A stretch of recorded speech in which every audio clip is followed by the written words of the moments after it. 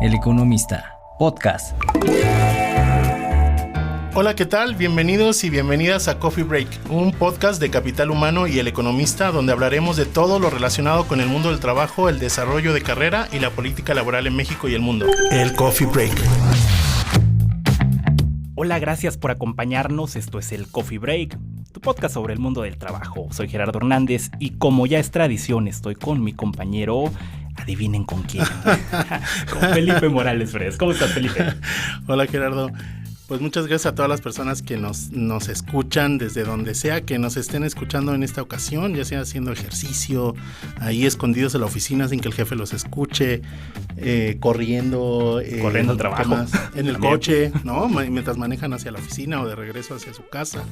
Donde sea que nos estén escuchando, muchas gracias. Hoy tenemos un episodio para hablar de un tema que pues ha sido transversal a lo largo de esta primera temporada del Coffee Break, que son los cambios en el mundo laboral, específicamente la legislación y las políticas públicas. Estos últimos años hemos tenido cambios de salario mínimo, vacaciones, outsourcing. Eso, por citar solo algunos, pero sí ha habido una ley que se ha reformado en este sexenio, ha sido la Ley Federal del Trabajo. Nos faltarían muchísimos más por mencionar. Habría que hacer un podcast especial nada más para hablar de todos los solo las que se han modificado, uno. Claro. Pero, oye, Felipe, la verdad es que este panorama es muy interesante porque, ya tú dabas ahí el spoiler, pero sí estamos en una de las épocas de mayores cambios en la ley. La pregunta es, pues, ¿qué viene? ¿Qué podemos esperar en los próximos años?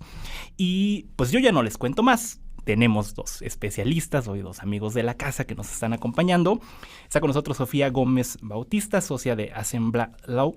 Sofía, ¿cómo estás? Bienvenida. Hola, Gerardo, ¿cómo estás? Un placer estar aquí. Hola, Felipe, me da mucho gusto verte y bueno, estar aquí con el siguiente invitado que lo dejo en suspenso. Excelente. Y nuestro siguiente invitado, así es Alfredo Kupfer. Alfredo, socio del área de la práctica laboral, seguridad social y migratorio de Sánchez de Bani. Alfredo, ¿qué tal? Bienvenido. Muchas gracias, Gerardo, y muchas gracias a ti y a Felipe por la invitación, y además encantado de compartir aquí los micrófonos con una gran amiga y especialista que es Sofía. Muchas gracias, Alfredo, Sofía, muchas gracias por acompañarnos. Antes de iniciar con lo fuerte, tenemos una tradición en el programa y para que los conozca mejor el público, la audiencia, nos gustaría que nos compartieran cómo iniciaron su carrera, cuál fue su primer empleo. Si gustas, empezamos contigo, Sofía. Claro que sí, muchas gracias. Pues bueno, siempre me he desarrollado en firmas de abogados y en mi primer trabajo fue en una firma multidisciplinaria que tiene mucha historia, más de 110 años de experiencia. Tiene un gran prestigio, se llamaba Sham Renchi Correa y la verdad es que la recuerdo con muchísimo cariño, la llevo en mi corazón. Fue y ha sido una gran escuela. Me ayudó mucho, la verdad, en mi formación. Creo que si no hubiera tenido esa formación tan diversa, integral, pues no hubiera podido desarrollarme en todas las subespecialidades del derecho. Entonces, ahí duré 12 años y fue una de las mejores experiencias profesionales que he tenido. Pregunta obligada, ¿derecho laboral siempre fue el objetivo? No, la verdad es que no. La misma pregunta. Se la gané. No, la verdad es que no. Busqué entrar a diversas posiciones en otras áreas, pero en realidad por una o por otra razón, pues, o sea, no me quedé para esos puestos que en un inicio había buscado y la posición estaba abierta para ser pasante de litigio laboral. Apliqué y la verdad, sin buscarlo, sin desearlo, me quedé y se me fue dando, la verdad, la materia y me enamoré. Se me hizo muy fácil realmente la materia. Lo complicado son las relaciones humanas, pero bueno, así empecé. Qué interesante. Oye, ya en algún momento habíamos conversado de esto, sí, ¿no? De cómo a todos el mundo del trabajo los encontró y a los abogados en especial. Todos los abogados con los que hemos hablado en este podcast, todos han dicho que no, su propósito no era lo laboral. Alfredo, ¿y tú cuál fue tu primer empleo? Pues déjenme decirles que yo tengo una historia muy diferente a la de Sofía. ¿Tú sí traías la pasión por el derecho laboral? Yo no tenía opción, claro. Yo ni siquiera me preguntaron. Déjenme decirles que mi primer trabajo fue con mi papá. Okay, mi papá fue abogado laboralista durante más de 50 años. Wow. Y corría el año de 1991, cuando yo empezaba en el segundo año de la carrera, que mi papá, sin preguntarme, simplemente me llevó al despacho, ¿no? Wow. Y ahí estuve 4 años, prácticamente los 4 años de la carrera.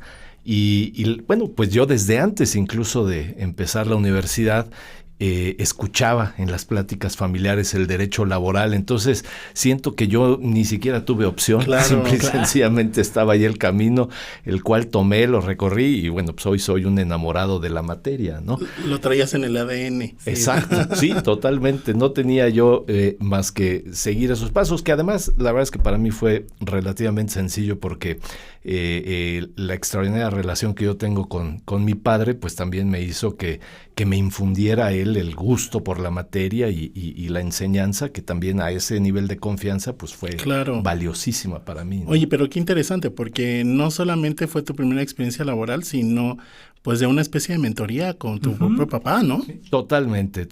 Yo incluso ya 30 años después de dedicarme a esto, yo sigo reconociéndolo a él, como dices, Felipe, como mi mentor, que probablemente uno diría, bueno, en la etapa de la escuela apenas uno está empezando, pero creo que la mentoría no solamente es en los aspectos técnicos jurídicos, sino por ejemplo en el respeto a la ley, el respeto al cliente, ¿no? La seriedad o el profesionalismo en todo lo que hagas. Entonces yo ahí precisamente a él sí lo veo exactamente como mi mentor. Sí, wow, qué padre. Y justo el último episodio fue de mentoría, así que esto queda muy adecuado. Escúchenlo, exactamente. Hoy les trajimos un testimonio con Alfredo también. Sí, y me hace reflexionar mucho, porque si tienes con una experiencia tan vasta en el tema de derecho laboral, pues has tenido la oportunidad de ver el acelerado cambio que ha tenido la legislación laboral en los últimos 5 años, ¿no? Y justamente ahí iba la primera pregunta que yo les quería hacer a ambos era, o sea, antes de entrar de lleno a hablar de cuáles son los retos para el próximo sexenio en materia laboral, si tuviésemos que plantear el escenario o con unas pocas palabras el panorama laboral actual desde el cumplimiento normativo, ¿de qué contexto venimos? ¿No? Sofía. Bueno, muchas gracias. Nada más un breve comentario respecto a lo último que decía Alfredo.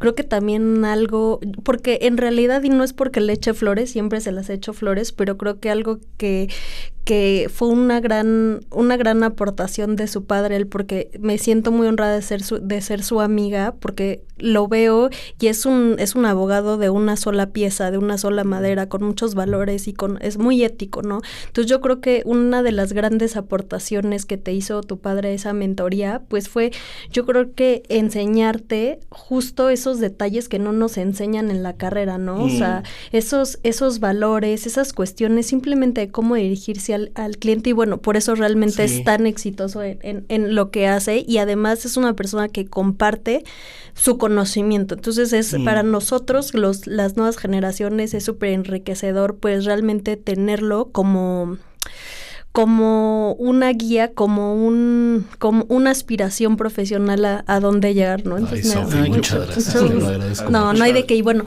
disculpa la desviación. Oye, las nuevas generaciones, pero Alfredo no está tan grande también. No, bueno, sí, por favor. Para los que nos están escuchando y no lo están viendo. Pero no me jubilen todavía. No, por supuesto que no, simplemente unos años más. Sí, te entendemos mucho. Pues, y justo contestando tu pregunta, a lo largo del último sexenio, bueno, realmente no nada más hemos visto muchísimas iniciativas de ley, sino también hemos visto muchas reformas a la Ley Federal del Trabajo. Para ser exactas, son 16. Desde que entró el hoy presidente en funciones, pues son 16 reformas que se han dado a la Ley Federal del Trabajo. Me parece que han encontrado pues el hilo negro. Me parece que se han utilizado, y por favor no me malinterpreten, porque sí creo que es positivo y que han sido necesarias en muchos casos esas reformas. Sin embargo, creo que ha sido una moneda de cambio o sea, los políticos se han dado cuenta que ha sido una moneda de cambio para obtener votos a su favor, que insisto, no me malinterpreten, muchos de esos cambios han sido muy positivos y eran muy necesarios en realidad para mejorar las condiciones laborales, para fomentar la inversión en nuestro país, para tratar de formalizar el mercado laboral. Sin embargo, creo que debemos de cuidar mucho ser racionales también con las próximas reformas y las propuestas e iniciativas de ley, porque muchas de esas son necesarias. Creo que nos falta mucho camino por recorrer, pero otras me parece que a veces pecan de un poco de, no sé si de análisis, porque creo que al sector que mayor pueden afectar son a las pymes, a las pequeñas y medianas empresas que ustedes, como bien saben, pues representan un porcentaje muy importante en nuestro país. Entonces, a veces creo que, y lo hemos dado cuenta, creo que tienes un artículo en donde donde citas textual el incremento de la fuerza laboral que ha tenido a lo largo de los últimos años. Entonces creo que tenemos que ser muy cuidadosos con esos cambios, que no nada más continúen siendo una moneda de cambio o un poder de atracción para obtener votos, sino que realmente cuidemos la inversión en México, y sobre todo que no ayudemos a desincentivar el mercado formal laboral. Creo que ahí la mayor aspiración o ambición fue el tema de la reforma de la jornada laboral, y ahí donde el mismo gobierno tuvo que frenar, porque sí era como en ese momento, o sea, aunque es necesario, faltaban muchos elementos, claras, ¿no? Para eso, y ahí vino el mismo gobierno y dijo, no, esa sí no va, aunque hubiera sido muy, muy popular, pero sí, o sea, ahí el impacto del aparato productivo sí hubiera sido mayor sin ningún esquema de transición ni nada, ¿no? Alfredo, ¿tú cómo ves el contexto desde donde venimos? Sobre todo por lo que yo decía hace rato, has tenido la experiencia de ver la evolución del derecho laboral en los últimos años y hacia, o sea, ¿cuál es el punto en el que estamos antes de iniciar un nuevo gobierno?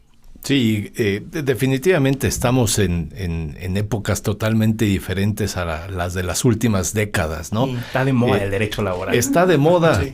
Por fin nos voltean a ver a los abogados laboralistas. Exacto. Esperemos que se revalorice la profesión. Pero es innegable que este gobierno rompe con el tabú de que el derecho laboral no se podía tocar, no se podía modificar. Creo que efectivamente hay mucho de tinte político, pero también hay que reconocer que hay un gran avance en los derechos de los trabajadores, en la protección de los trabajadores. Incluso también ha habido refuerzo en la inspección del trabajo. Nos gustaría ver esa inspección, digamos, más allá de solamente las grandes empresas, que pareciera ser un sentido más recaudatorio que verdaderamente de verificación, pero creo que se están tomando los pasos, ¿no?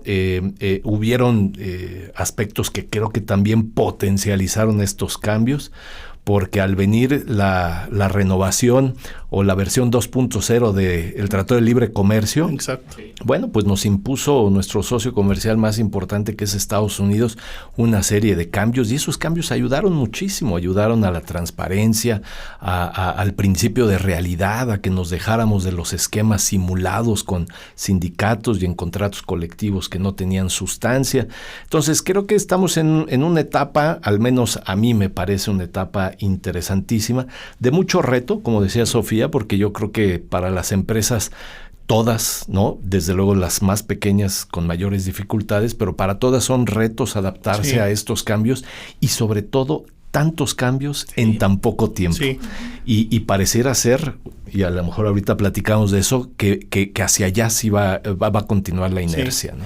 Y me pongo a pensar, oye, me quedo contigo, Alfredo, porque me decía Sofía, o sea, 16 cambios. Para los que nos están escuchando pueden decir, ay, es que son 16 cambios, es muchísimo realmente. O sea, hacer una reforma o lo que implica una reforma, moverle una letra a la ley, realmente es un proceso difícil. Y esa reforma, la primera reforma con la que inició este sexenio, no es solo un cambio, o sea, son cientos de artículos que se modificaron. No, y lo práctico, lo que implica en términos prácticos, nuevas autoridades laborales, o sea, crear un nuevo modelo. Es un esquema. Sí, porque al final es como... Me hacía pensar un poco lo que decías, Alfredo, porque la reforma, o sea, si bien en este sexenio se han hecho reformas muy grandes, iniciaron el sexenio pasado. O sea, por ejemplo, el salario mínimo, si no se hubiera desindexado el salario de las multas, no podríamos tener niveles de salario mínimo que tenemos hoy, ¿no? Y eso no fueron reformas que iniciaron con este gobierno, ¿no? O sea, fueron pasos previos que a lo mejor no se esperaba, ¿no? Pero fue una primera reforma. Y la gran reforma constitucional de 2017 fue antes de este sexenio. O sea, la reforma que sienta las bases, como decías tú, con la presión de Estados Unidos, de los sindicatos de Estados Unidos, hacia la revisión del Tratado de Libre Comercio que se convirtió en el TEMEC, pues empezó en 2017, ¿no? Yo recuerdo, yo era reportero todavía a finales de 2018, y reporteaba yo Cámara de Diputados, ¿no? Y entonces de repente estaba por acabar el periodo de sesiones y llega un paquetote así de la reforma laboral que mandaba Luisa María Alcalde. Ella acababa de asumir, o sea, no podemos pensar que en 10 días o 15 días ellos hicieron un documento, ¿no? Es un trabajo que se venía haciendo desde el sexenio anterior y obviamente, pues no dudo que ellos hicieron algunos agregados, pero finalmente es un trabajo, era un tren que ya había empezado a andar, ¿no? Ya había empezado a andar y claro, ahí se empiezan a juntar otros temas que son más populares, porque digamos, la reforma laboral de 2019 no necesariamente es popular. Fue como un empujoncito, ¿no? O sea, como sí que venía un tren andando, ¿no? Como que empujaron la montaña rusa y vámonos. Sí. Yo como lo veo es que este gobierno cosechó parte de lo que se sembró allá y la verdad es que ahí tuvo una ganancia política. Y ahí le dejó el importante, impulso, porque entonces ya pudo entrarle outsourcing, ¿no?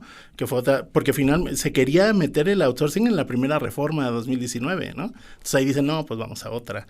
Y si hay reformas que muy populares, como decía Sofía, lo de vacaciones, por ejemplo, ¿no? Muy trascendentales, pues nada más la fecha histórica, o sea, la del 2019 que reforma la ley secundaria, pues fue propuesta y entró en vigor el primero de mayo, claro, el Día del Trabajo. Claro, sí.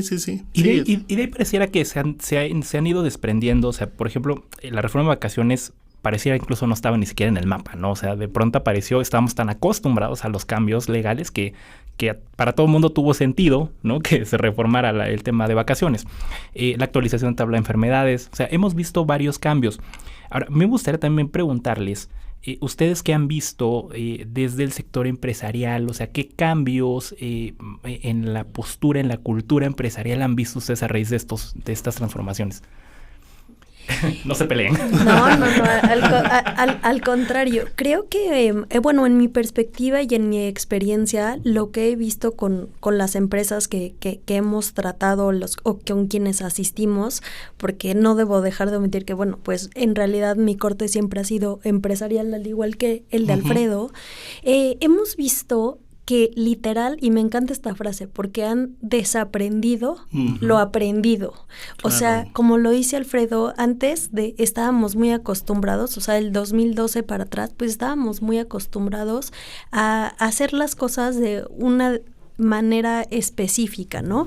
Luego viene el tema de la reforma de 2012 con Enrique Peña Nieto, que al final hace unos ajustes a las reglas de subcontratación, pero en realidad no fueron tan trascendentales o no fueron tan complementarias como las que sí vimos en 2019, que al final pues nos impuso candados fiscales y nos impuso candados en materia penal. Entonces, en ese sentido, yo recuerdo que cuando se modificó la ley del trabajo en 2012 para modificar estas disposiciones en materia de subcontratación, pues en realidad la mente o el chip del empleador no se transformó de manera tan radical como lo vimos en 2021 o 22 que entró, 21, que realmente entró el tema de subcontratación, ahí realmente fue desde una ansiedad, desde una preocupación de, bueno, ¿ahora qué voy a hacer si el 99% de los negocios en este país están estructurados de esa manera, ¿no?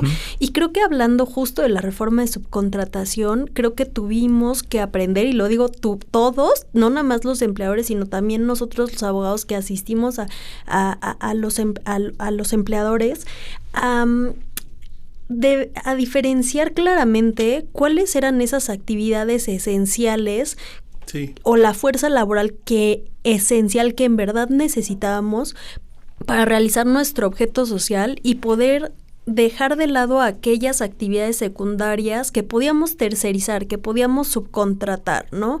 O sea, creo que ese ha sido un primer cambio. Creo que al final también se ha retomado una postura del valor a la salud, del valor a un equilibrio de la vida, entre la vida profesional y la vida familiar. O sea, desde con la pandemia, desde la entrada en vigor de la norma 035 de factores de riesgo psicosocial, desde la norma del teletrabajo, sí creo, digo, no hemos aprendido del todo porque a veces olvidamos esa línea, sin embargo. Que viene otra reforma.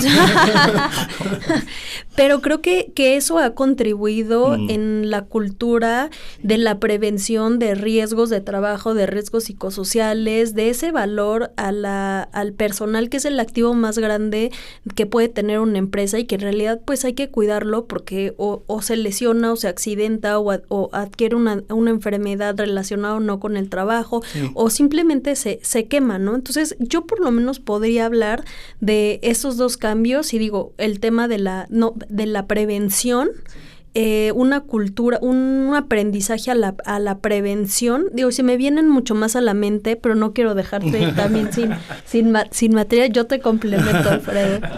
Pues Sofía, pero decías algo y que también me gustaría acotar. Sí. Porque finalmente todo este tema de salud mental también inició en el sexenio pasado. Sí, también. O sea, NOM 035, NOM 036, que pues hablan relacionada con ergonomía, que no es salud mental, pero sí salud física, ¿no?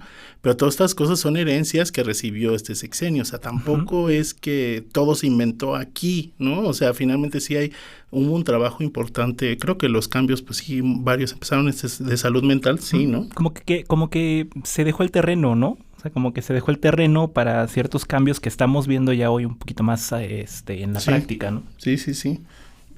¿Y tú, Alfredo, cómo ves ese panorama? Pues creo que el panorama empresarial ha sido realmente ilustrativo de cómo los negocios, para poder sobrevivir, tienen que aprender de adaptabilidad, de resiliencia, de creatividad, ¿no? De reinventarse incluso. Tolerancia al estrés. Claro, y además incluso de aprendizaje, porque como decía Sofía, hoy están aprendiendo otras cosas y todas las empresas y sus ejecutivos y personal supervisor y demás tienen que capacitarse. Entonces, creo que sí hemos visto que ha pegado. O sea, definitivamente han habido costos bien importantes en las empresas porque representó costo la subcontratación y representó costo el incremento en la cuota del IMSS y también en las vacaciones y seguimos viendo reformas y otras que están por ahí cocinándose en el Congreso que sí tienen un costo y el costo ya las empresas pareciera ser que están aprendiendo, creo un poco resignadas, a tenerlo que incluir dentro de su fórmula, dentro de su esquema de negocios y adaptarse a estos cambios. Este tema, por ejemplo, de la reducción de la jornada, ya no es un secreto para nadie, ya saben que ya viene y aún con el esquema transitorio va a representar un impacto bien importante en el país, en un país que seguimos siendo muy manufacturero, muy industrial. Entonces vamos a tener empresas que van a tener que adaptar eso a sus costos, a sus procesos, a sus eficiencias y creo que eso es a lo mejor, digamos, lo positivo que yo quisiera extraer de todo esto, que esos cambios los hemos venido tomando, el país no se ha colapsado y creo que los cambios van a seguir y tendremos que seguirlo haciendo sí con un poco de esfuerzo, con un poco de sangrado, pero no aquel que nos va a llevar ni al hospital ni a la muerte. Una hemorragia, ¿no? Así, controlable. Claro. que me pongo a pensar ahorita lo que mencionabas, Alfredo, y sí es importante hacer ese énfasis, porque muchas veces pensamos, ¿no? Que, bueno, o sea, una reforma laboral a lo mejor no tiene tanta implicación, o es muy fácil decir, pues los empresarios tienen para absorberlo, ¿no? O sea, pero realmente, o sea, moverle muchas veces, sobre todo cuando hablamos de prestaciones mínimas o ciertos temas, sí tiene un impacto en el costo, ¿no? O sea, laboral, que al final, o sea, podremos debatir si es mucho, si es poco, pero sí es un costo que tienen que absorber las empresas, que lo tienen que prever. Y sí, creo que adquiere relevancia ese tema. Bueno, vamos a seguir legislando, pero vamos viendo con prudencia, vamos dialogando hasta dónde podemos avanzar, ¿no? A mí sus respuestas me hacían reflexionar en 3 cosas. Una, que muchas de estas cosas obviamente pues sí tienen un impacto en las pequeñas y medianas empresas, porque muchas de las grandes ya tenían estas prestaciones, claro, que o sea, ya tenían más vacaciones. Incluso hasta superiores, ¿no? Sí, o sea, mejor que... Sí, mejor que lo que quedó Mejor que lo que quedó ahorita, exactamente. Entonces, por un lado me hacía reflexionar eso, ¿no? Lo segundo es que gran parte de estos cambios ocurren en un contexto de pandemia donde las empresas muchas estaban viendo cómo le hacían para sobrevivir, ¿no? O sea, entonces, digo, no estoy haciendo un rollo mártir porque finalmente siempre nosotros en Capital Humano pues hemos buscado la defensa de los derechos laborales, ¿no? Pero sí en un contexto donde las empresas pues tuvieron que reorganizarse para seguir operando, ¿no? Y todo, o sea, en un escenario donde venía un cambio tras otro, un cambio tras otro, un cambio tras otro. Entonces, adaptarse a eso sí requiere mucha flexibilidad. Y pues me imagino que sus teléfonos no dejaban de sonar, ¿no? O sea, en esas fechas. Y acabas de mencionar, Felipe, el tema de la pandemia, que ese fue también otra, yo le diría, prueba del ácido para las empresas. O sea, verdaderamente atravesar por toda esa etapa en donde todas aquellas que no eran actividades esenciales tuvieron que cerrar. Muchas de ellas mantuvieron salarios, algunos negociaron algunas reducciones temporales, pero una de las grandes críticas que se hizo en ese momento es que no hubo un programa de ayuda ni de asistencia a las empresas, de ningún tipo, aun cuando se pedía no para las empresas, sino para mantener las planillas laborales. Y creo que ese es precisamente un buen ejemplo de esa resiliencia, de cómo las empresas afortunadamente también tienen visión de largo plazo y saben que los países de repente atraviesan por etapas más complicadas, pero bueno, ellos están viendo a 20, 30 años y eso creo que nos ha ayudado mucho y además también es muestra de la fortaleza del país. Yo creo que seguimos siendo un país de personas fuertes física, mentalmente y pues las empresas están llenas de esas personas, ¿no? No, y creo que tocaste un ejemplo muy importante que cuando lo comentabas, Felipe, se me vino a la mente, pero justo algo que, o sea, tuvimos que aprender de una manera distinta fue el tema de la reducción de las prestaciones de forma temporal. O sea, la realidad de las cosas es que, bueno, eso era penadísimo anterior a caso de fuerza mayor, ¿no? O sea, jamás en la vida tú como abogado ibas a recomendar que hubiera una reducción temporal e incluso derivado de un convenio privado entre las partes, ¿no? O sea, ya decías, no, o sea, es un harakiri patronal, le estás dando o otorgando esa posibilidad al empleado que te rescinda porque estás reduciendo esas condiciones previamente pactadas, ¿no? Pero con el único fin, como dice bien Alfredo, de preservar la planilla laboral, es que se implementaron pues estas alternativas, ¿no? Del buscar qué era el bien mayor, pues conservar la fuerza de trabajo y que solamente iba a ser un cambio de forma temporal para efecto de poder sobresalir y llevar esta pandemia. Sí, porque aparte la naturaleza del ecosistema empresarial en México no permitía que todas las empresas fueran a home office.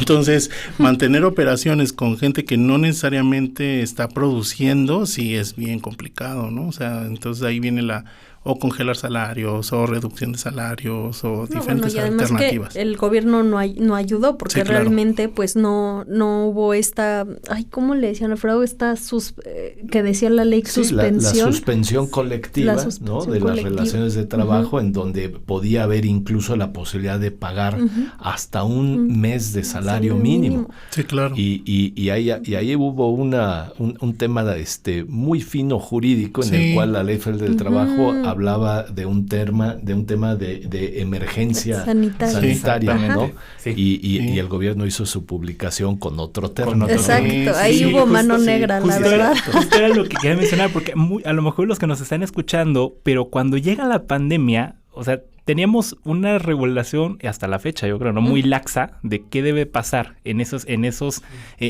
casos.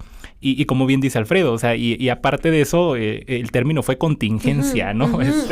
Y la ley te habla de emergencia sanitaria. Exacto. Entonces, fue como navegar a ciegas, ¿no? Prácticamente, ir buscando las reglas. Y debo decir que, para nosotros que somos periodistas especializados en el tema laboral, también fue un gran aprendizaje, porque era, o sea, conocer términos, precisamente estas notas que en aquel momento hicimos es contingencia, no emergencia, ¿no? Se puede o no se puede mandar a pagar el salario mínimo, o sea, todos estos escenarios legales, y pues los fuimos incluso trabajando con algunos de ustedes, Tuvimos insomnio con esos escenarios legales también. Sí, ha sido un gran aprendizaje incluso para nosotros mismos, ¿no? Yo me acuerdo en una llamada conversando con Gerardo que le dije, o sea, ya eres abogado, no sé ni siquiera para qué, o sea, eso ni siquiera para qué no sabes, para qué no sabes. O sea, Claro.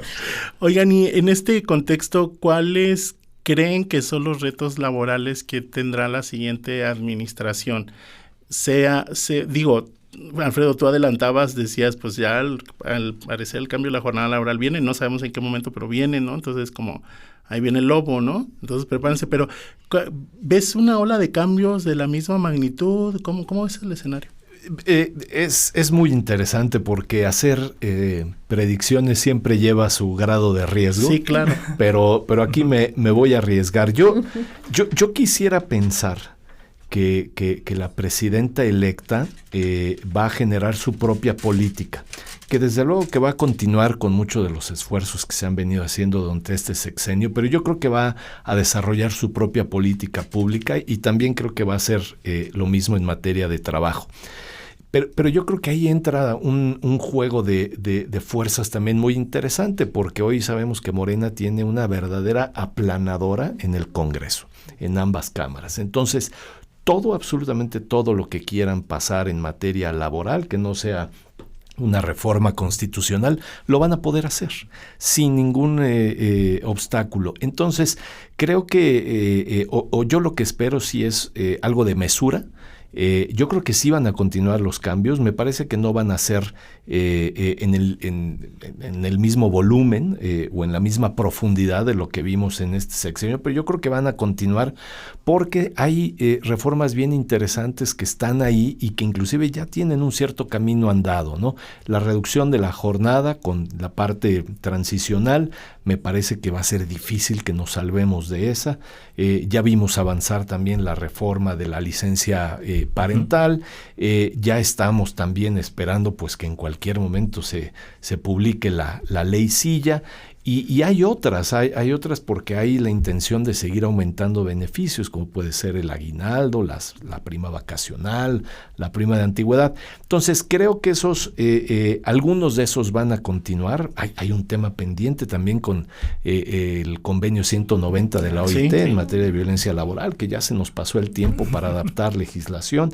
Entonces, creo que sí vamos a tener varios cambios. A mí me parece que el nuevo gobierno también se va a enfrentar a una realidad un poco complicada. Sabemos que ahí hay un déficit importante. Sabemos que estamos ante un gran fenómeno y una gran oportunidad que es el nearshoring, pero también con grandes retos porque no tenemos la infraestructura necesaria a lo mejor para todo lo que va a invertirse en México. Entonces creo que va a tener que haber un balance entre estas cuestiones que son propias de un gobierno progresista, de un gobierno en pro de los beneficios de los más desfavorecidos, y mantener a flote un país que tiene una gran oportunidad de crecimiento económico. Pero sí, en materia laboral creo que vamos a ver todavía algunos cambios. Hay un punto que a mí me llama mucho la atención que mencionas, Alfredo, y creo que vale la pena destacarlo. Efectivamente, el siguiente gobierno va a tener una mayoría, o sea, para aprobar la reforma que desee, ¿no? O sea, también conlleva una responsabilidad tener una mayoría al final de cuentas, ¿no? Y creo que la reforma de jornada laboral puede ser un gran ejemplo. O sea, no es... ¿Quién sabe qué escenario estaremos hablando ahorita si hubiese aprobado en los términos que viene la reforma, que es básicamente sin ninguna transición? Dicho sea de paso, es la recomendación internacional, ¿no? O sea, creo que eso ejemplifica muy bien de la responsabilidad de legislar cuando tienes una mayoría. ¿Tú qué opinas, Sofía? Pues miren, ojalá tengan voz de profeta. Yo me voy a arriesgar como Alfredo. O sea, yo sí, sin miedo, opinaría que sí vamos a seguir viendo muchísimos cambios. Deseo que, como dice Alfredo, sean cambios mesurados, y como dice Gerardo, esos cambios que en realidad pasen pues sean los esenciales, y que además sean resultado de esa responsabilidad concientizada del gobierno, ¿no? Pero en realidad creo que hay un paquete inmenso de iniciativas de ley que tal vez tienen una mayor probabilidad de entrar en vigor en el próximo sexenio y otras menos, ¿no? Pero a ver, creo que las que son, o sea, inminentes es el tema de la reducción de la jornada, que bien destaca Alfredo, igual el incremento de algunas prestaciones, del aguinaldo, del permiso de paternidad, de la prima vacacional, de la prima de antigüedad, que esa de verdad a mí me pareció un poco sin fundamento total, pero bueno, ahí está.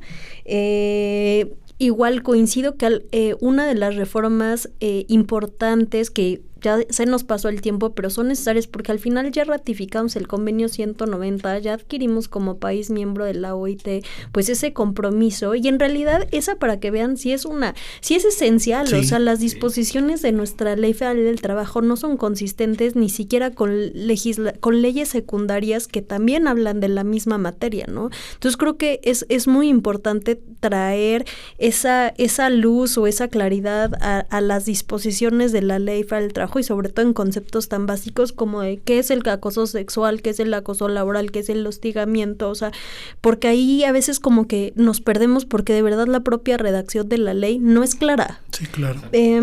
Y yo destacaría otras que no hay. Bueno, una que evidentemente si pasa la reforma en materia del Poder Judicial, ¿qué va a pasar con los jueces laborales? Pues la realidad de las cosas es que ellos fueron este año cumplirían 4 años en funciones, pero si pasa la reforma en materia judicial, ellos, al igual que los demás, tendrían que ser sometidos al voto popular. Y si son electos, podrán permanecer en el cargo 9 años más y con posibilidad de reelección. Entonces, bueno, pues ojalá esos jueces que han hecho en la mayoría un buen papel, al final pues puedan permanecer en el encargo, porque al final ya traen una experiencia, claro, ¿no? Que lo más adecuado es que la continuaran. Y si pudiera destacar algunas otras iniciativas de ley que creo que a un largo plazo podríamos ver, no necesariamente en los primeros años, pero bueno, hay varias cuestiones importantes. Por ejemplo, o sea, evidentemente la renegociación del tratado del TEMEC, el 1 de julio del 26, yo esperaría ver que pudiera rediseñarse, mejorarse el proceso del mecanismo de respuesta rápida, evidentemente que se incorporaran algunos de los criterios. Digo, el único panel que ha sido resuelto, que efectivamente determinó y ya confirmó que ningún caso anterior o previo a la renegociación del tratado pues puede ser parte o puede ser juzgado mediante este mecanismo. Entonces yo esperaría ver que, como así la jurisprudencia se va incorporando a la ley federal del trabajo, pues se pudiera reflejar eso de la misma manera, ¿no? que pudiera ser un poco más equitativo. Ahí sí, y no sé, me estoy metiendo a tierra desconocida, pero no, o sea, que pudiera incluso México también presentar esas quejas en Canadá y Estados Unidos, y ahí la verdad me encantaría que nos comentaras, Alfredo, porque tú tienes mucho más conocimiento de eso, pero creo que al final, a mí en lo particular me gustaría que fuera un poco más equitativo. El próximo año viene en la conferencia de la OIT, de la 113, se va a discutir el tema en las plataformas digitales. Entonces a mí me parece que ese va a ser un parteaguas, así como lo fue el tema del convenio 190, el próximo año va a ser un parteaguas respecto a los lineamientos. Me encantaría ver que pudiera vislumbrarse la pequeña posibilidad de que se empiece a crear una nueva clasificación de trabajador, ¿no? Que como o sea, no al trabajador tradicional como lo existe en algunos países. La famosa flexiseguridad. Exacto, como existe en algunos países anglosajones, pero me encantaría que en la declaración o en, no sé si resulte en un convenio o en una recomendación, esa discusión tan interesante que tendrá lugar el próximo año, pues pudiera brindar luz o un poco de claridad hacia dónde las legislaturas de los países miembros que pertenecen a la OIT pues puedan como encauzar el camino y dar un poquito más de claridad, ¿no? Y bueno, al final creo que dos cuestiones muy importantes es el tema de la inteligencia artificial. O sea, estamos por esperar que la Unión Europea por primera vez publique, en menos de un mes, publique pues la primera codificación, regulación en esta materia, que creo que va a ser un hito y un parteaguas para el resto de los demás países, de ver hacia dónde vamos, y no nada más en la materia laboral, sino en todo, porque es como la protección de datos personales. O sea, la inteligencia artificial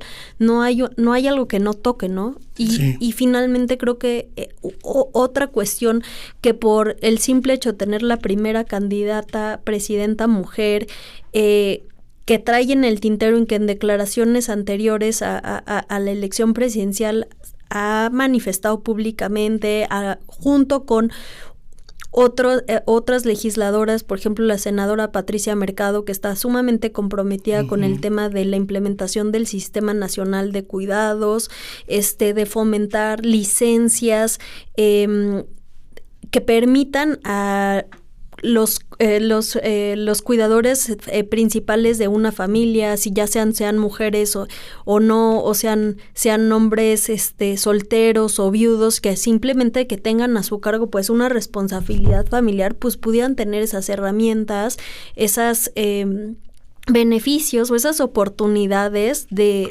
poder tomar esa responsabilidad familiar, conllevarla sin que ello implique necesariamente renunciar y perder pues esa oportunidad o ese trabajo tan valioso, ¿no? En ese momento de su vida. Sí.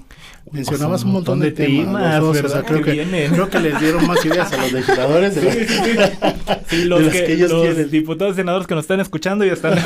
No, porque finalmente me estaba revisando un poquito la agenda laboral de la propuesta de la presidenta, de la virtual presidenta electa, ¿no?, de Claudia Sheinbaum, y salvo el tema de sistema de cuidados sí lo incluye, y el tema de plataformas digitales, ¿no? O sea, el gobierno tenía una propuesta avanzada y decidieron esperar precisamente a 2025 a ver qué negocia la OIT, ¿no?, en ese sentido, porque era como pues lanzarte al vacío todavía. Y es un tema muy interesante porque aparte todo el impacto de las nuevas tecnologías y cómo la legislación se tiene que ir adaptando también a estos escenarios, ¿no? O sea, porque hemos visto disrupciones que simplemente ninguna ley lo contemplaba, ¿no? Así que se me hace muy interesante que también lo incluyas en la agenda, porque pues al final México también va para allá, ¿no? O sea, es parte de la tendencia global. No, y van a empezar. Yo recuerdo que hace unos meses el presidente Biden le pidió al Departamento del Trabajo que empezara a definir una política para la implementación de la inteligencia artificial en el trabajo y la protección de los trabajadores, ¿no? Entonces, pues es una tendencia que nos vamos a tener que subir. A veces pasa que nos subimos un poquito tarde, como la del teletrabajo, ¿no? Solo un poco. Pero pues sí hay tendencias. Alfredo, y decía Sofía, y me gustaría así nada más preguntarte específicamente, porque sí, algo que va a empezar a sonar en la conversación a partir de enero del próximo año es el famoso TEMEC, ¿no? Por esta... Dicen que no va a ser una renegociación tan grande, pero sí el capítulo laboral ha dado muchos dolores de cabeza. ¿Qué panorama ves tú precisamente en ese entorno? Sí, gracias, Felipe. Honestamente, ahí sí no tengo una visión tan halagüeña. Creo yo que efectivamente ya dijeron que no hay una renegociación, con lo cual me quedo un poco con la tristeza o la decepción de que a lo mejor no se puedan incluir cosas que creíamos que podían mejorar el mecanismo laboral de respuesta rápida. Uno de ellos, por ejemplo, es que solamente las instalaciones cubiertas sean las empresas. Cuando existe una denegación de derechos, pudiera también haber sindicatos involucrados y ahí no hay sanciones de ningún tipo. Me parece que también hay un aspecto de equidad que mencionaba Sofía, porque México, a diferencia de Estados Unidos y de Canadá, tiene que esperar a que el tema que se quiera poner como una queja haya sido resuelto ante el organismo interno de cada uno de esos países, ¿no? El National Labor Relations Board en el caso de Estados Unidos, el National Industrial Relations Board en el caso de Canadá, y eso la verdad es que nos ata de manos para también pedir el cumplimiento de esas obligaciones allá.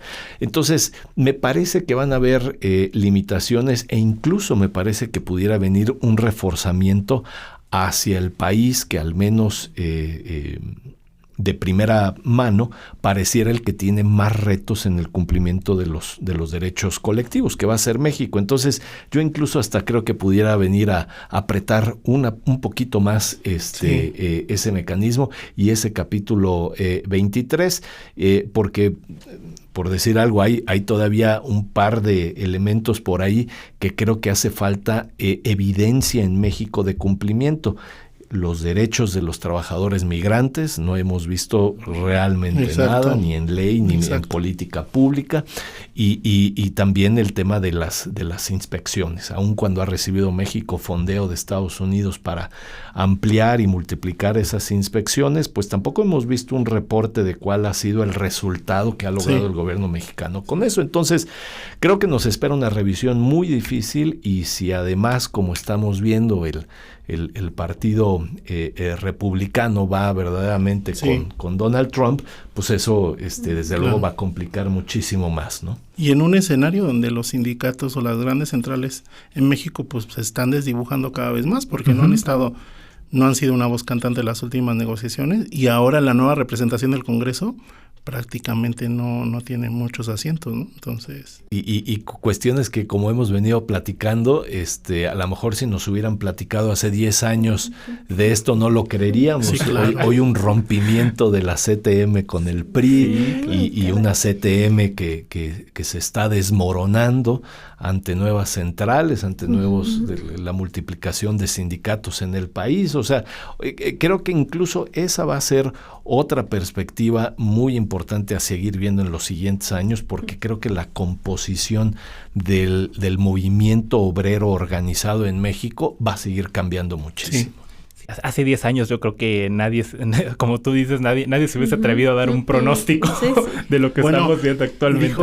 Dijo retomando unas palabras, una cita textual de Tereso Medina en 2019. Sí, claro, es verdad. Él dijo, la reforma laboral va a ser prueba de ácido para los líderes sindicales, y creo que pues sí. Para él, creo que sí. Hay algunos que están reprobando. Sí, creo que sí. Oigan, pues pasando, ya estamos llegando al final. Qué increíble cómo se va el tiempo, pero nos queda todavía reflexionar en torno al dato detrás del dato. El dato detrás del dato. De acuerdo con información del Senado, y en las últimas 2 legislaturas se promulgaron 16 reformas laborales, como bien apunta Sofi, y esto representa el mayor nivel de actividad legislativa en materia laboral desde que se promulgó la Ley Federal del Trabajo. O sea, hace 5 décadas, mis chavos, muchos ni siquiera habíamos nacido, ni esperábamos estar aquí hablando de esto. Pero preguntarles, ¿qué reflexión les deja esto? Su reflexión final en torno a esta etapa de cambios. Bueno, yo te traigo datos duros, ¿eh? Venga, muy bien. Porque de verdad me impresionó, y si quise ¿Otros datos? No. No. Estos son datos que todos pueden O sea, de accesar veras. públicamente en la Cámara de Diputados, en las leyes federales. Si te vas justo a la historia de la Ley Federal del Trabajo, como bien dijiste, o sea, se publicó por primera vez en 1931. De ahí transcurrieron 39 años hasta 1970. ¿Y cuántos cambios creen o cuántas reformas creen que hubieron? A ver, por favor, un número. Uf. 2, 5. No, cero, en 39. O sea, entre una ley y la segunda ley federal del trabajo no hubo ningún cambio. O sea, desde que se promulgó por primera vez hasta 1970, que son 39 años, cero, Wow. o en 0 ocasiones se modificó. O sea, hasta que se creó la nueva prácticamente, ¿no? En 1970 a 1988 se reformó 23 veces durante el reinado de... En 18 años. Estamos hablando casi 2 décadas, ¿no? Del PRI, Sí. exacto. Y luego viene con Fox, se reformó una sola vez, con Felipe Calderón 2 veces, con Enrique Peña Nieto 3 veces, y desde que toma el partido de Morena la candidatura, la presidencia, se reformó, como bien lo dijiste, 16 veces. Sí, o sea, sí, estamos hablando del periodo de cambios más fuerte, porque es un periodo, son 16 reformas en 5 años. Las otras que mencionas, las 20 y tantas, es en 2 décadas, ¿no? Y a mí, mira, la reflexión que hice respecto a estos datos, pues es en realidad que creo, el derecho es cambiante en todas las materias, y creo que en la laboral se pensó por mucho tiempo que no debía de modificarse, pero creo que pues ese es un error en el que realmente no debemos de caer, porque la vida y las circunstancias de la vida van cambiando y las necesidades de las personas, van evolucionando, y al final lo que tal vez para un momento no era, o en un momento consideramos que no era, que no lo necesitábamos, pues tal vez hoy sí, tal vez hoy sí necesitamos ese derecho a la desconexión, ¿no? Exacto. O sea, a veces es más que justo, es necesario por el bien del negocio, por el bien de la salud del propio trabajador. Entonces, a mí lo que me deja, y con toda esta discusión tan enriquecedora que hemos tenido, es al final... sí quisiera seguir viendo cambios de mejora a la Ley Federal del Trabajo o a cualquier regulación en esta materia por el bien de los trabajadores, de la gente mucho más necesitada, pero al final sí creo y resaltaría de mucho el hecho que esas reformas vayan acompañadas, o esas propuestas de reforma y posteriormente la entrada en vigor vaya acompañada de una responsabilidad concientizada de parte del gobierno, en donde realmente, como lo decía yo al inicio de mi exposición, pues no sea una moneda de cambio simplemente para obtener votos, sino que sea por el bien tanto de los sectores el sector patronal y el sector del trabajador, para que pues México pueda seguir posicionándose en, como lo decía Alfredo, pues en esa posición tan privilegiada que hoy, el día de hoy tenemos, para que se siga incentivando la inversión y pues nos vaya bien a todos, realmente.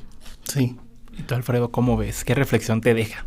Bueno, pues yo creo que como decíamos, los cambios creo que van a continuar. Creo que las empresas no les va a quedar de otra más que seguirse adaptando. Y yo también, haciendo eco de lo que señala Sofía, me gustaría ver un gobierno que, legitimado con un número histórico de votos, muestre responsabilidad, muestre también mesura, pero además incluso que su postura ideológica no esté peleada con el crecimiento del país. Y el crecimiento del país lo tenemos que traer con todos. Desde luego que hay que seguir avanzando en los derechos de los trabajadores, pero creo que también a las empresas se les debe de dotar de los elementos para que ellas puedan continuar desarrollando sus negocios, ofreciendo empleos dignos, bien pagados, competitivos, y elevemos lo que este país necesita, que es la productividad y la competitividad. Si esto lo vemos o lo viera nuestro gobierno como una combinación, en donde los derechos de los trabajadores sí, desde luego es importante, pero es un elemento, y también el mantener a toda la planta productiva del país es otro. Creo que ahí vamos a encontrar la fórmula mágica que nos lleve verdaderamente a competir. Hay predicciones de que la economía mexicana en unos años podría tener un crecimiento enorme. Bueno, pues creo que estamos frente a un gobierno que tiene en sus manos todos los elementos para hacerlo. Aquí creo que no va a poder haber el pretexto de no me dejaron o no me permitieron o la oposición hizo esto. Entonces, esperaría yo que pudieran ver que esa gran oportunidad está representada no solamente en los trabajadores, sino también en los sindicatos, que también necesitamos seguir trabajando en su transparencia, en su democracia, en su representación real, y también en las empresas que son las que queremos que sigan operando y que sigan ofreciendo buenos trabajos y que sigan cumpliendo con la ley, y las que no, por supuesto, que haya un aparato del gobierno que venga a verificar y en caso de ser necesario sancionar, ¿no? Sí, claro. Mantener el Estado de Derecho, que ese es otro concepto que algún otro día platicaremos, que necesitamos también que se refuerce en todo el país, ¿no? Totalmente. Sí. Pues qué desafío, ¿no? Sí, qué interesante. Oye, te faltó la analogía con películas. La voy a pensar mientras. Pero no, es un desafío bien interesante porque sí es un tren que ya está avanzando. A lo mejor baja un poquito la velocidad, pero no creo que se vaya a detener. Y agregando un poquito a lo que decías, Alfredo, creo que un elemento pues súper relevante en este contexto para hacernos más competitivos es pues preparar también a la fuerza laboral y a los jóvenes hoy en día con las habilidades que se están demandando y que no están encontrando las empresas, ¿no? Entonces creo que ese es un eslabón más en el desafío de este tema laboral. Importantísimo. Tenemos ahí todavía, es increíble en un país de nuestro tamaño y que las empresas tengan como común denominador que no encuentran el talento necesario. Bueno, el talento ahí está, pero entonces lo que necesitamos es enfocarnos en la capacitación, en la educación y demás. Entonces hay un bono a aprovechar. Sí. Digamos que es lo mismo que pasa con la selección mexicana, pero pues a gran escala en las empresas, ¿no? O sea, no se encuentra, es un reflejo. ¿Cómo es posible que en 129 millones de personas no encontremos 11 buenos jugadores? Lo mismo ocurre. No hice mi analogía de película, pero tú hiciste la del fútbol. No, pues están las pruebas, Copa América. Bueno, pero ahí, perdón, se necesita cambio de directivos. Sí, en un lado a lo mejor es tema de directivos, en otro lado es desarrollo de habilidades, ¿no? Pero pues sí, como en todo. Ahí padeciendo de lo mismo. Oigan, pues como decía Gerardo, ya estamos llegando al final. Muchas gracias, ha sido una plática súper enriquecedora. Digo a ambos, a Gerardo y a mí nos apasiona este tema de lo laboral y el derecho laboral, y aunque no somos abogados, pero sí nos gusta la ley.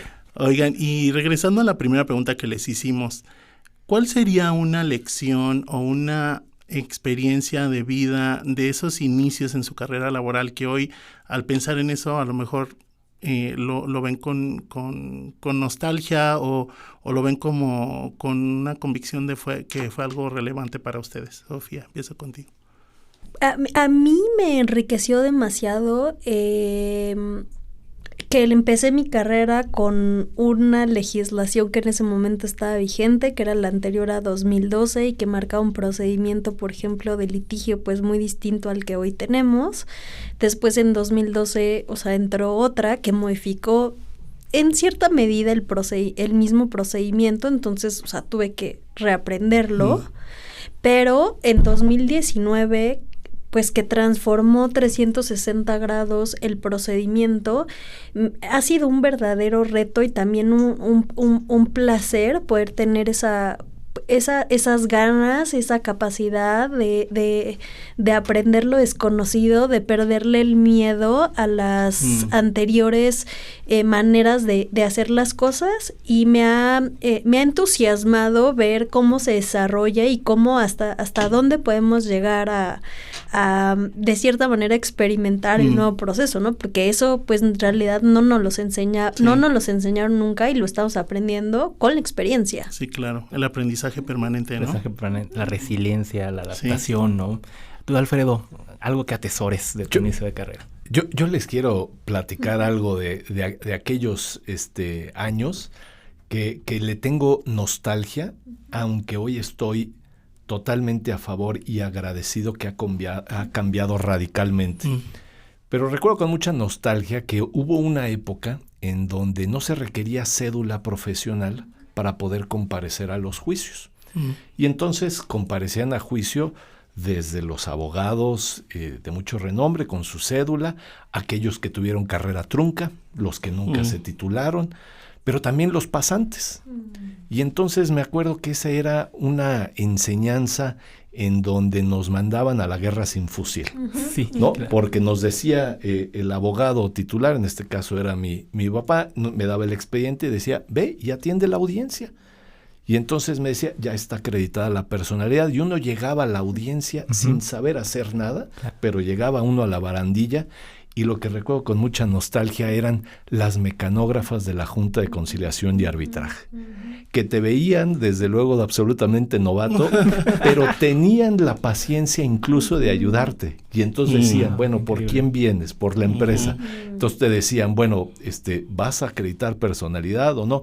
Y se daba una especie como de complicidad entre el funcionario de la Junta, el abogado inexperto, el contrario que quería aprovechar, pero todo en un ambiente de absoluta informalidad, yo les diría. La mecanógrafa con los ojos me decía cuando estaba yo haciendo algo mal y entonces tenía yo que retractarme decía, y volver oye, a Alfredo, decir. ¿es lo último que vas a decir? ¿No? O decía, bueno, pero va a firmar el documento y entonces le quitaba la oportunidad al abogado contrario de en ese momento meternos un gol y había una gran informalidad en esto en donde en realidad lo que estábamos ahí, permítanme la expresión, jugando era con los intereses de una empresa y también con los derechos de un trabajador. Claro. Entonces creo que la manera en cómo se ha transformado hoy el sistema de justicia laboral, pues hoy requiere de abogados bien preparados, no hay ayudas, no podemos tener novatos en esto y desde luego habrá aprendizaje, pero hoy el proceso requiere de mucha mayor profesionalización de los abogados y estamos viendo en los tribunales también que hay un nivel también muy alto de conocimiento y de seriedad en el proceso, ¿no? Sí, pero esas ayudas, cuando uno empieza su carrera y te dicen, no, por aquí no, claro, son muy útiles. Y se agradecen muchísimo porque nos salvaron de varias. Es correcto. No, pues sí. Pues qué interesante, qué importante. Oigan, de verdad, Alfredo, Sofía, gracias por darse el espacio, por acompañarnos aquí en el podcast. Felipe, ya nos vamos a despedir. Sí, ¿cómo los encuentra la gente en sus redes sociales? A mí me pueden encontrar como Sofía Bautista en LinkedIn o en Instagram. Ok, bien. De igual forma a mí, Alfredo Kufer, en LinkedIn, en Twitter también, en Instagram si alguien quisiera compartir temas más mundanos, encantados de verlos por ahí. Perfecto, muchas gracias Alfredo, Sofía, muchas gracias por acompañarnos, gracias a ustedes por escucharnos, Felipe. Pues muchas gracias Gerardo, Sofía, Alfredo, gracias y gracias por su apoyo siempre, por también estar ahí para contestarnos las llamadas cuando los buscamos y gracias a todos los que nos escuchan. Esta temporada está llegando al final.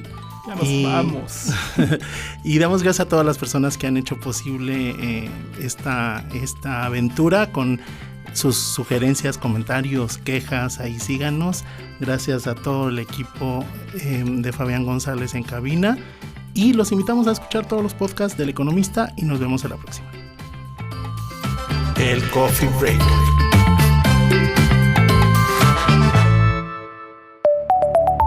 El Economista, podcast.